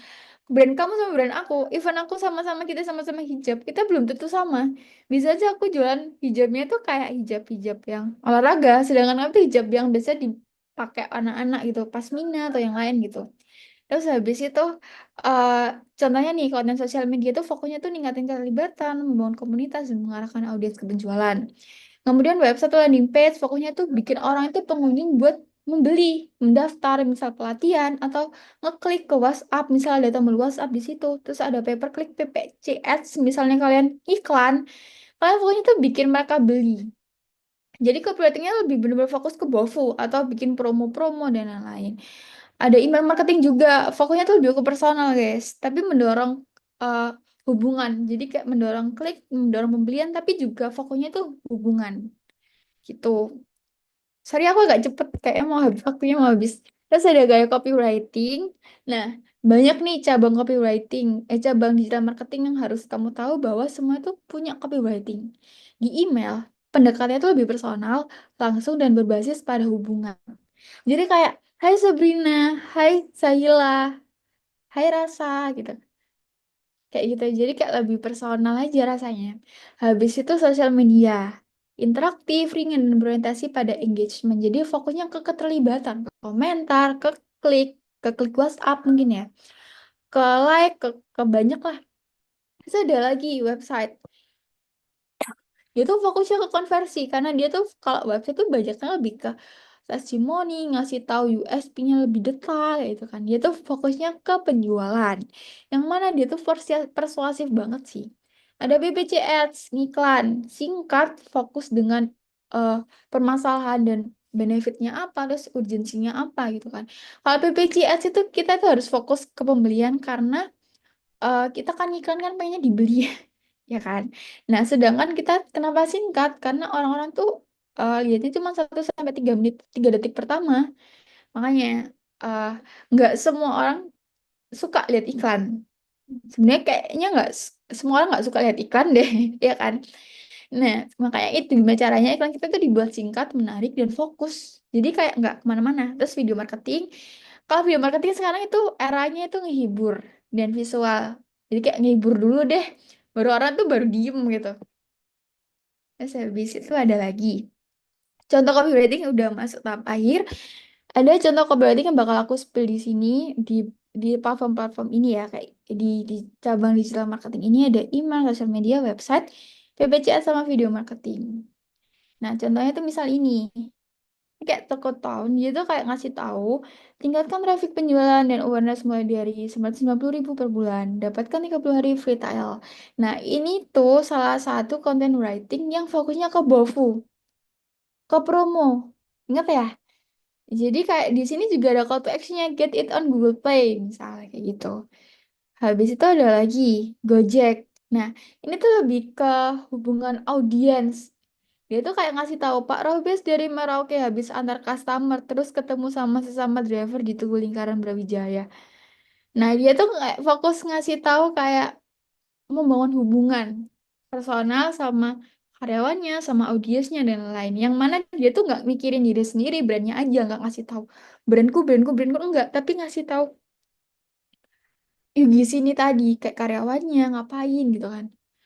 Habis itu ada lagi Tokopedia. Sambungin akun ke Tokopedia, banyakin untungnya. Dia ngasih tahu USP-nya. Nah, kayak gini. Habis itu ada lagi driver Gojek paling ngasih tahu USP-nya. Driver terverifikasi, driver selalu teredukasi, perjalanan kamu asuransi. Terus habis itu sebelahnya, pakai promo yang bisa dapetin trip gratis. Cepat jemput kamu saat dikejar waktu. Terus ada lagi ini. Produk edukasi FB Ads. Saya baru memulai bisnis online dan tidak memahaminya sama sekali. Ketika beriklan, saya mengalami kerugian berpuluh juta. Setelah memahami saya beriklan dalam bisnis online, kerugian bisa diminimalisir bahkan tanpa rugi. Ini kayak klinik tongfang, tau nggak sih? Yang kayak bisa before, after, terus beruntungnya saya menemukan bla bla bla gitu. Kan kalian tuh kan sempat masuk zamannya klinik tongfang kan yang lagi viral itu. Apa? Enggak. Terus habis itu ada lagi email. Email tuh bener-bener personal banget guys. Kayak halo nama penerima. Halo Arifah. Bagi pebisnis fashion sudah hafal nih pastinya.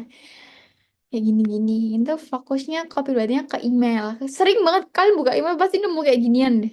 Kayak yakin banget aku. Terus ada lagi contoh yang lain ini di caption. Kenyangnya nggak bikin dompet kosong. Sambil captionnya, mana nih pasukan yang kalau Sabtu Minggu nggak masak. Terus kayak ada call to actionnya, buruan order via aplikasi GoFood, bla bla bla bla. Banyak promonya yang menanti loh, kayak gitu. Terus ada lagi di website ya ini, belanja sekarang bayar nanti. Hashtag fleksibel itu loh, belanja di 4.000 plus merchant online dan offline, lalu bayar dalam 30 hari, atau cicil bla bla bla tanpa DP. Ini kan dia ngasih tahu keunggulannya banget sih. Di awal banget, bahkan kita masih masuk nih, baru masuk gitu kan. Karena apa? Karena kalau mereka nggak engage dari awal, mereka bakal bakal keluar dan ingatin bounce rate. Kalau di website, kita masuk website nih. Ini sekedar informasi aja ya. Kalau masuk website, terus kan langsung keluar, bounce rate dari website itu tinggi. Bounce rate itu durasi kita. Kalau kita cuma 1 detik aja, dia tuh bakal bikin bounce rate-nya tinggi banget. Gitu. Kalau website optimizer, gimana caranya? Dia bisa nurunin bounce rate tadi. Nah, cara nuruninnya ya, pertama UI UX-nya bagus, nggak lemot, dan juga copywriting-nya bagus. Kayak gitu. Nah, don't sell the product, sell the solution. Fokusnya ke solusi aja. Produknya itu iya, tapi fokus dulu ke solusinya. Karena orang tuh nggak peduli sama produk kamu, guys. Dia peduli sama barang yang bisa menjawab masalahnya mereka. You're not writing for yourself, you're writing for your audience. Kalau menurut kamu, copywritingmu kamu bagus, tapi nggak sesuai sama target audience, percuma. Kamu nulisnya bukan buat kamu sendiri, guys, tapi buat audience. Ingat, jadi orientasinya ke audience. Walaupun menurut kamu ini, tapi ini biasa biasa aja. Tapi kalau ini yang disukain audience, itu beda cerita. Gitu. Make them feel something and they will remember it. Jadi fokus ke menjawab permasalahan mereka lah. Jadinya gitu. Oke, thank you. Kayaknya udah nih aku balikin lagi. Ini Sabrina ya? Aku stop sharing atau Wow, gimana? boleh Kak, boleh di stop sharing. Oke, thank you. Oke, tadi keren banget materinya. Aku juga ikutan nyatet karena benar-benar insightful banget. Terima kasih buat Kak Arifa atas materinya. Mungkin tadi aku sedikit sedikit rangkum kali ya tadi jadi ada tentang copywriting itu apa, terus juga fungsinya, kemudian aspek-aspek esensial dari copywriting, terus juga ada struktur copy yang jelas, terus juga ada gimana sih kita tuh bisa nulis tuh yang persuasif gitu, yang mengajak orang tuh untuk membeli produk kita. Nah, sekarang aku yakin teman-teman juga di sini mungkin udah pada nggak sabar nih buat nanya-nanya. Jadi sekarang kita langsung aja ke sesi Q&A. Nah, di sini juga teman-teman bisa raise hand mungkin buat kalau mau nanya langsung ataupun juga bisa lewat link Slido yang udah ada di layar atau yang udah dikirim di kolom chat Zoom. Tapi kita bakal lebih memprioritaskan teman-teman yang raise hand biar suasana tuh jadi lebih interaktif gitu. Nah, mungkin teman-teman ada yang mau raise hand? Oke, dari Kak Muhammad Turul Faiz boleh di unmute. Oke, makasih atas kesempatannya. Sebelumnya mohon maaf, lagi belum bisa on cam. Saya mau nanya, tadi kan ada beberapa struktur ya, kayak ada BAB, terus sama ada yang buat scared dulu dan sebagainya. Nah, kalau dari kakak sendiri tuh biasanya pakai struktur yang mana dan kenapa pakai yang itu gitu?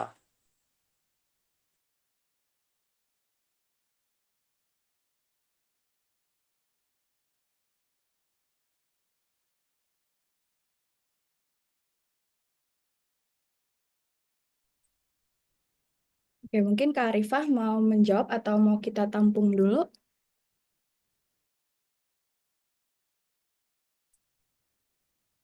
Sepertinya di mute, Kak. Iya, Kak Arifah masih di mute. Oke, oke. Sorry, sorry. Maaf, maaf banget. Ya, aku jawab dulu kali ya, Sab.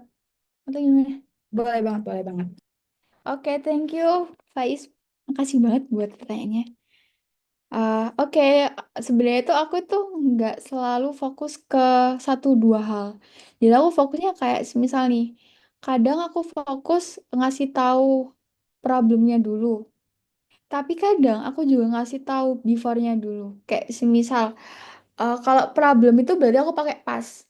Problemnya, nekanin masalahnya, baru aku ngasih tahu solusiku tuh apa sih gitu kan. Nah, aku pernah nih, singkat cerita aja, aku tuh ngiklan guys, ngiklan di satu brand. Dia itu jualin kaos, kaos custom DTF gitu. Tahu ya? DTF sablon gitu kan. Terus ngiklan, aku tuh pakai caption-caption, teks-teks marketing yang first time aku tuh nyoba yang star. Star Story Solution. Dia tuh ngasih tahu kayak misal ada ibu-ibu yang dia tuh kebingungan mau sablon di mana, terus dia tuh dikasih solusi ini. Ternyata itu tuh dampak. Tapi ketika aku make di eh, apa namanya iklan dan lain, ternyata nggak seberapa dampak gitu. Jadi pertama aku ngasih tahu itu balik lagi ke brandnya.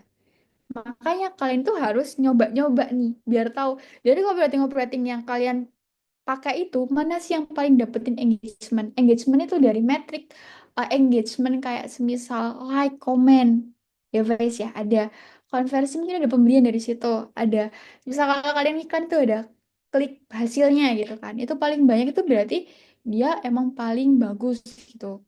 Nah kalau dari aku sendiri, aku seringnya tuh pakai yang aku sebutin tadi sih. 4 itu tadi. Dengan alasan karena emang dari yang lain, eh, lain tuh bisa sih, tapi menurutku buat sekedar caption atau konten-konten yang emang sederhana aku pakai yang itu. Nah, buat yang lain tuh semisal nih ada yang namanya eh APPA, attention, advantage, pro, persuasion, sama action. Nah, kalau itu biasanya dipakai di landing page. Karena itu lebih panjang. Bisa nggak kalau misal dipakai di sosmed, Kak? Bisa. Cuman tergantung. Kamu mau mainnya carousel atau mainnya video marketing atau apa gitu.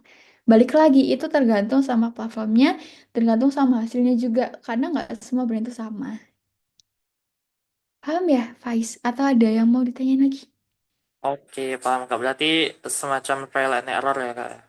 Iya, bener. Semua itu trial and error. Apa yang aku sampaikan sekarang, kalau semisal nih, kalian pernah nggak sih dengerin kayak materi dari eh, digital marketer yang dia ngasih tahu kayak kamu bisa fokusin upload di jam sekian gitu. Nah, tapi pas kamu lakukan itu nggak terlalu dampak, kamu malah dampaknya di jam sekian gitu kan. Nggak semua tips trik itu sesuai gitu dari brand kamu. Jadi anggapannya ini tuh hal yang perlu kamu coba tapi harus di trial error dulu. Karena apa yang kamu suka belum tentu apa yang audiens kamu suka. Paham ya? Oke, thank you Kak. Thank you guys. Oke, jadi lebih disesuaikan gitu ya Kak sama produk kita. Nah, mungkin selanjutnya ada pertanyaan juga nih, tapi dari kolom komentar. Mungkin aku izin bacain dari Kak Resti Nur Fatma, yaitu Kak izin tanya, biasanya dari Kakak selesain satu project itu berapa lama ya? Dan apakah Kak Arifa pernah mengalami writer block? Terus Kakak ngatasinnya gimana? Terima kasih. Sorry, kumit lagi. Oke, oke. Thank you Resti Nur Fatma. Makasih atas pertanyaannya. Smart question. Nah, biasanya dari kakak saya satu project itu berapa lama ya? Project copywriting ya ini ya. Jujur guys, aku tuh ditempatkan di posisi yang emang waktunya tuh terbatas buat konten tuh. Harus cepet-cepetan. Apalagi konten yang aku pegang itu pernah satu hari itu ada 7 sampai 8 perusahaan. Di situ aku gimana caranya bagi itu dengan brand yang beda-beda, tone of voice beda-beda, dan target market beda-beda. Kalau satu project average-nya itu konten konten copywriting aja ya. Copywriting aja yuk sekitar 15 sampai 20 menit harus bisa. Dan itu pun masih difokusin lagi, dicari-cari lagi. Itu paling lama sih kalau dulu tuh. Sekarang sekarang karena aku agak enjoy ya. Mungkin aku bisa lebih lama, aku mau riset-riset lebih dalam lagi. Tapi average-nya sekitar segitu sih 15 sampai 20 menit. Karena kalau writers block itu pasti bakal nemuin writers block. Aku biasanya kalau writers block itu, aku tuh gak bisa kalau kerja tuh nggak dengerin musik. Ada nggak yang kalian kalau dengerin ngerjain tugas nggak bisa kalau nggak dengerin musik tuh?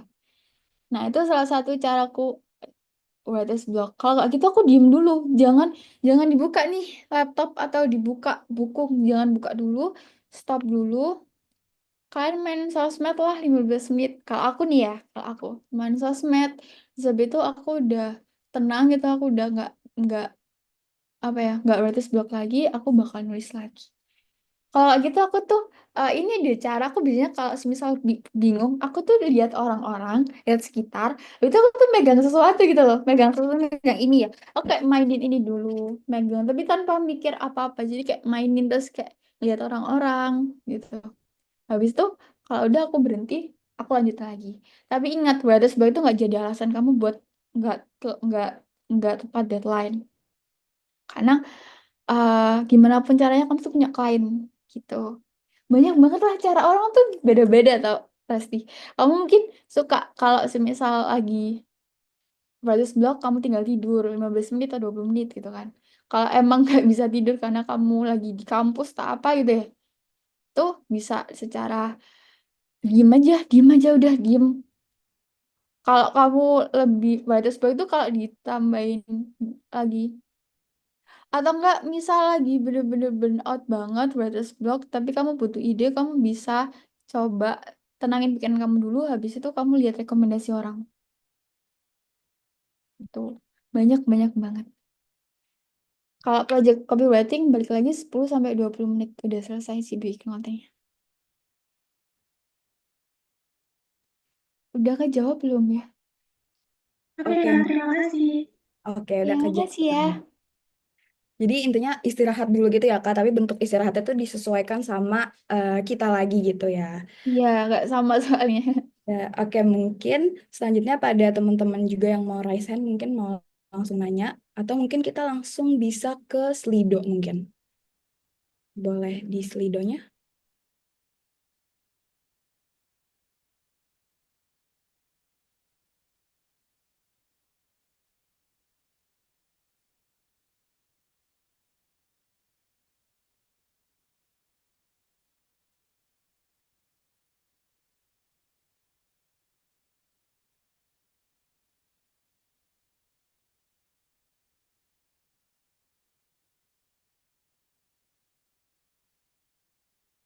Oke Kak, mungkin aku bakal bacain satu pertanyaan di Slido.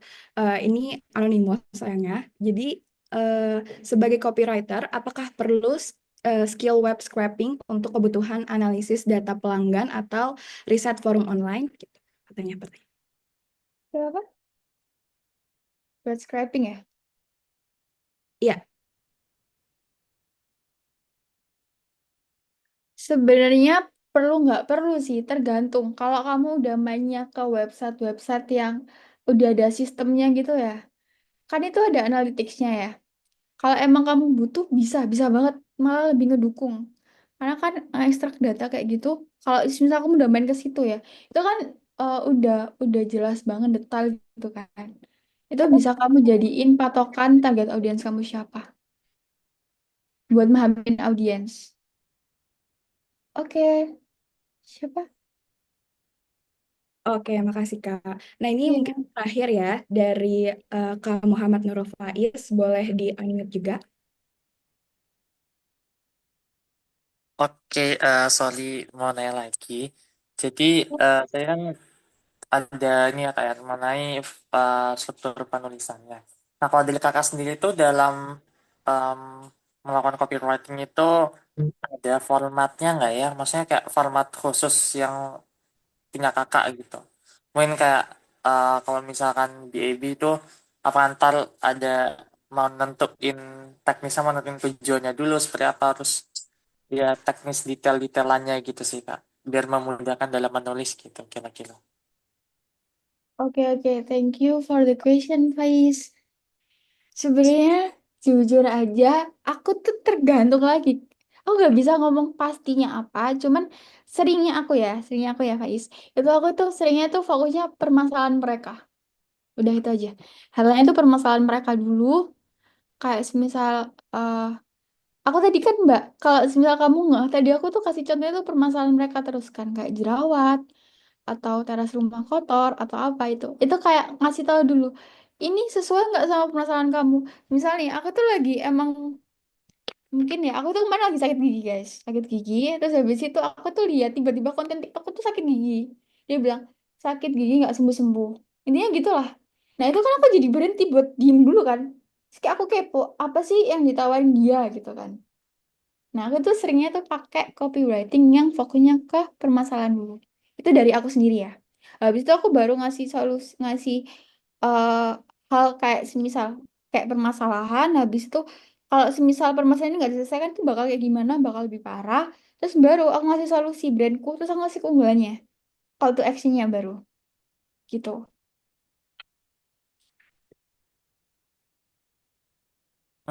Oke oke oke. Iya. Terus aku Berarti mau ngasih gimana? tambahan aja ya, Faiz.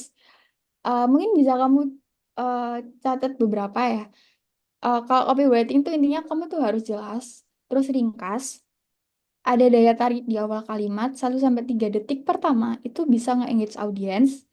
Terus habis itu copywriting kamu tuh dapat memahami audience. Terus habis itu benefit oriented, jadi keuntungan tuh jelas. Yang aku tadi bilang, nggak fokus ke fitur tapi fokus benefit.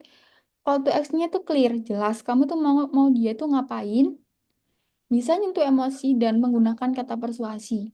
Jadi fokus emosi aja. Kayak misal dia itu jerawatan berarti kayak insecure kan. Terus kesesuaian brand voice juga. Misal brand voice-nya dia formal ya formal. eh, Anak gengsi ya berarti fun gitu kan. Terus dapat membangun kepercayaan, loyalitas kayak gitu. Terus sesuai dengan platform. Misal platformnya itu di website berarti lebih panjang. Platformnya di email berarti personal. Platformnya di sosmed berarti lebih singkat, lebih jelas, lebih pokoknya lebih ringkas gitu. Terus habis itu jangan lupa kalau udah bikin copywriting, kalau pengen nilai, kalau udah nilai itu semua ya udah sesuai dengan apa eh, faktor esensialnya, kamu harus apa namanya analisa metriknya. Misal kamu iklan pakai copywriting itu lihat kliknya berapa, klik tautannya berapa, konversinya berapa. Kalau misal kamu nggak ngiklan, misal kamu dari sosmed aja lihat like-nya berapa, komennya berapa. Terus habis itu orang yang lihat video itu sampai habis berapa orang kayak gitu. Itu bisa jadi salah satu uji untuk kamu nilai copywriting kamu itu bagus apa enggak. Itu sih tambahan dari aku ya. Thank you. Oke, buat Kak Muhammad Nurul Faiz, apakah udah cukup? Iya Kak, thank you. Makasih juga, Kak. Oke, jadi tadi tuh sayangnya adalah pertanyaan terakhir di sesi Q&A. Mungkin teman-teman yang pengen berdiskusi lebih lanjut, kira-kira mungkin bisa connect eh, dengan Kakak tuh melalui LinkedIn, itu boleh nggak, Kak? Aku tunggu ya. Aku Oke, tunggu, aku tunggu. atau mungkin sosial media lain gitu ya. Oke, Oke, nah boleh. makasih banyak juga buat Kak Arifa untuk jawaban-jawabannya yang dan aku juga mau ucapin terima kasih sekali lagi untuk pemaparan materinya yang super duper insightful ini dan sayangnya ini udah jadi eh, waktu terakhir penutupan, tapi sebelum itu Kak Arifa ada sedikit kenang-kenangan dari kita Ajak Jogo dalam bentuk sertifikat. Nah, aku izin mendokumentasikan. Untuk operator mungkin boleh dibantu dokumentasi dan aba-abanya. Oke, mungkin kita dokumentasi dulu ya. 1, 2, 3. Oke, sekali lagi mungkin ya. 1, 2, 3. Oke, udah ya. Oke, terima kasih operator. Nah, Kak Arifa, sebelum kita berakhir banget, kita juga mau foto bareng sama teman-teman Champions dulu. Jadi boleh banget teman-teman yang belum on cam langsung aja on cam biar kita foto gitu, biar ada gitu ya, ada kenangan gitu. Oke.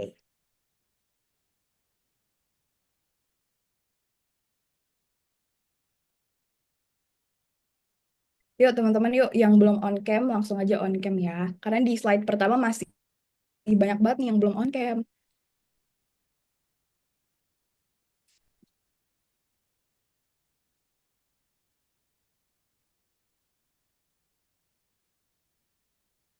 Oke, mungkin sekarang aja kali ya. Mungkin teman-teman operator boleh ambil alih juga buat sesi foto bersamanya. Oke, mungkin slide pertama dulu kali ya. 1, 2, 3. Oke, sekarang slide kedua. 1, 2, 3. Oke. Oke, terima kasih Kak Kooperator. Terima kasih sekali lagi buat Kak Rifa, udah datang, udah ngasih hal-hal baru gitu, dan udah datang ke Jago CM hari ini, dan udah memaparkan materi yang tentunya keren dan bermanfaat banget. Dan untuk Kak Arifa, sudah dipersilahkan jika ada kegiatan berikutnya dan sudah boleh meninggalkan Zoom meeting ini. Terima kasih banyak Kak Arifa.